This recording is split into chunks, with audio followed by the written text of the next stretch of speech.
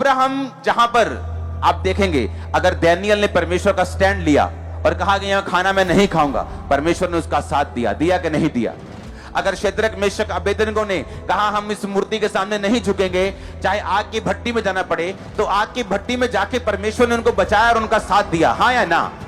और वहां पे क्या हुआ? परमेश्वर की महिमा हुई और राजा ने कहा इन तीनों के परमेश्वर को जो कोई निंदा करेगा उसका घर मैं तोड़ दूंगा, और जब जहां कहीं मेरा राज है इन तीनों के परमेश्वर की निंदा नहीं की जाएगी और उसको माना जाएगा, इसको पूजा जाएगा और सब लोग इसी परमेश्वर से प्रार्थना करेंगे। क्यों? क्योंकि परमेश्वर के वचन के लिए स्टैंड लिया गया। अब्राहम के टाइम में ऐसा नहीं हुआ। राजा ने अब्राहम को शिकायत की कि तूने मेरे साथ झूठ क्यों बोला, और अब्राहम को वहां शर्मिंदा होना पड़ा।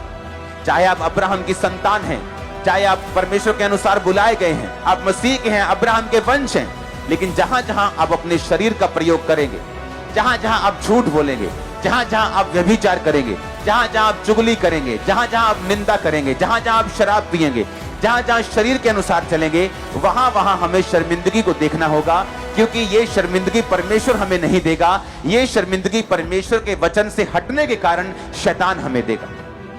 हालेलुया।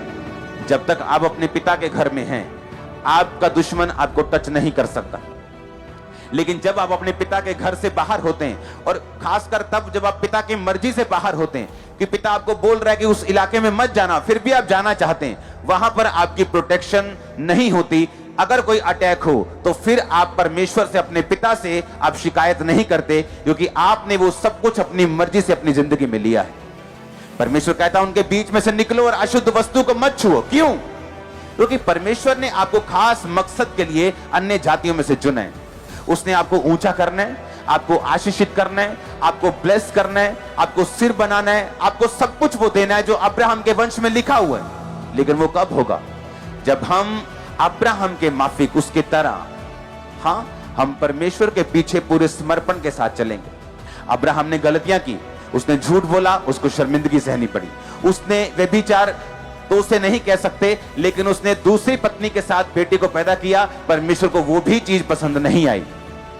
परमेश्वर ने कहा तूने क्यों इंतजार नहीं किया, तूने क्यों संयम नहीं बरता, तूने क्यों संयम नहीं रखा, क्यों तू अपने शरीर के अनुसार चला? क्योंकि परमेश्वर में प्रतिज्ञाओं को हासिल करने के लिए, उसके वायदों को पूरा होते हुए देखने के लिए कई बार हमें संयम रखना पड़ता है, हमें डिले में भी चलना पड़ता है, परमेश्वर की तारीफ करनी पड़ती है, चर्च भी अटेंड करना पड़ता है, बेमन होकर भी परमेश्वर में बोना पड़ता है, ताकि परमेश्वर की ब्लेसिंग्स जो है हमारी जिंदगी में बनी रहें, और एक दिन आए जब बड़ा वायदा भी परमेश्वर का हमारी जिंदगी में पूरा हो।